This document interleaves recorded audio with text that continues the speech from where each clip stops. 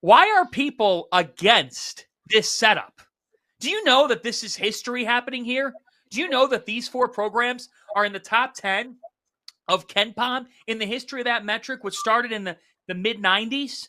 This has the makings to be a weekend in San Antonio that we never forget in college basketball history. Embrace it.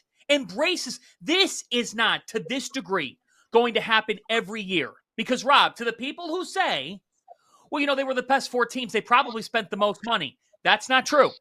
They spent strong money. They're among the strong. They are a strong spender. But there's other teams who spent a damn lot for their rosters who didn't even make the NCAA tournament. These four teams earned it. They put the body of work together all season long. Relish in the fact that we get four number ones, because it could easily, John Henson, be Texas Tech in there or Arkansas. And call it what you Go ahead, John. Go ahead. Right? I was just saying, call it what you want, right? We talk about this NIL and these new teams. The majority of these teams have been together, right? Like, so we're kind of like, oh my God, this new era. We're paying all these players. If you look at this formula, these are teams that have kept their core and they've supplemented and implemented. Besides Duke, but Duke has Cooper Flagg. It's a little bit of a blip, but what Duke did was go get winners and guys that are older and mature and know how to win. So you're starting to see a formula develop, I think, where, hey, look, yeah, sure, 10 guys is cool. We got a lot of money, but that's not going to get you to the pinnacle. And I love that for the sport as well, because I do think there's going to be a little more continuity. Not saying a lot, but it needs to be like a professional team. We keep our pillars, our cornerstones, and we build around them. And that's kind of what these teams have done. And I don't think it's a coincidence that they're the highest rated teams, essentially ever in the KenPom ratings.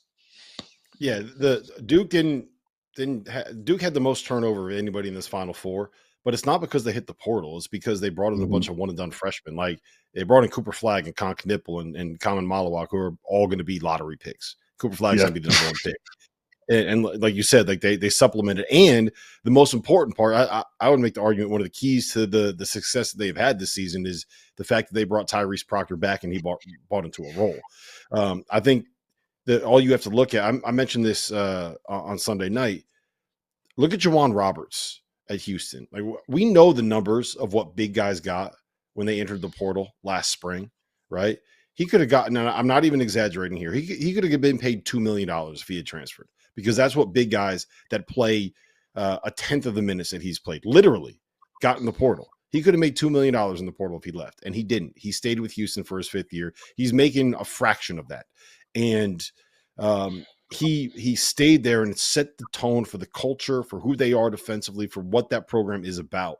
And that's the kind of stuff that's going to allow you to win. We saw it the last 2 years with UConn, right? Like UConn won in 2023 because they brought in Tristan Newton and they brought in Joey Calcaterra and they brought in some of these pieces that fit around a core, right? That was already there in Andre Jackson, Jordan Hawkins, and Adama Sanogo. Last year, they had 4 guys coming back, and they brought in Cam Spencer and Steph Castle. They brought in a freshman, and they brought in a transfer, and those were the guys that made the difference. But the core was there. You have to have that level of continuity there, and it has to be a championship caliber core that you have. And if you do that and you supplement with the right pieces, that's how you win in college basketball right now. And I'll be honest, both of you guys, I want your opinion on this.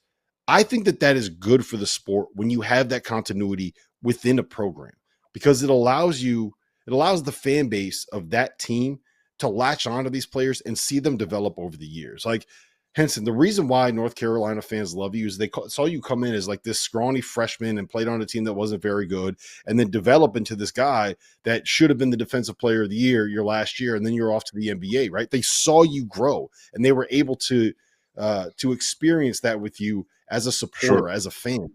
And that's what people want out of a college basketball program. And the places that make that happen, like Auburn, like Houston, like Florida has, those are the places where you are going to find those fans get attached. And that's where you're going to have a generation of kids that are now like, I don't know, 14, 15, 16 years old that are going to be diehard fans of that college program and that basketball team until they're 60 years old, until whenever. That's how you develop the fan base. and I get recognized more from my Carolina days than my NBA days. It's not even close, right? Like, and I haven't played in Carolina in 13 years. So, building something at a school is Go Cavs. Yeah. Shout out to the Cavs. I haven't heard, hey, John Henson for the Cavs yet, but I'm working on it, John. But yeah, it's building. Yeah, like Juwan Roberts is going to forever be ingrained in Houston memory. When he walks those hallways, he's going to be the guy.